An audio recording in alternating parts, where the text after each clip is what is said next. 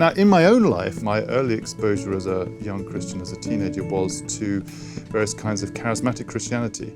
And for me, it was terribly important to be involved with an expression of Christianity that seemed alive and exciting, and where God was actually working today in visible ways.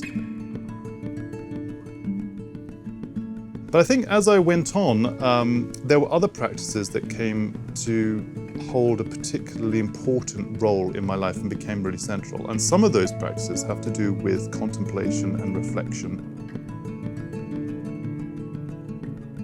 I ended up being drawn into reading and thinking about the sorts of ways of practicing Christianity that are perhaps more often associated with mysticism and the mystical tradition. And in a way, I ended up with this, not exactly spiritual schizophrenia, but something like it. Like on the one hand, these expressive practices, on the other hand, this kind of sense of quiet reflection on God. Is there a place that I can bring these two things together? Well, fortunately, I did find a resolution, and that resolution came about through becoming engaged theologically with a number of key thinkers in my own tradition, which is the Reformed tradition. And in particular, with someone like Jonathan Edwards, who has a kind of mystical side and speaks at length about his going quietly to spend hours praying and reflecting on who God is.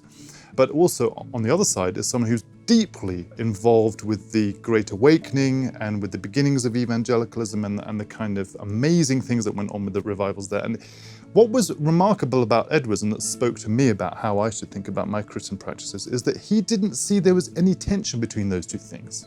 For him, those two things could be joined up seamlessly in one whole.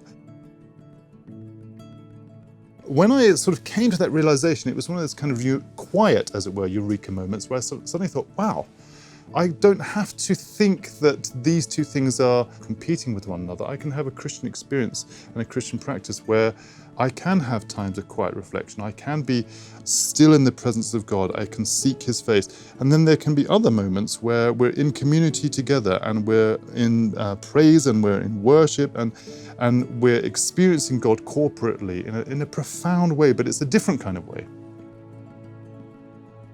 I came to see that those two things can be part of one experience. And I think that's been something that's been really a guiding light for my subsequent life and career in terms of the practice that I've developed.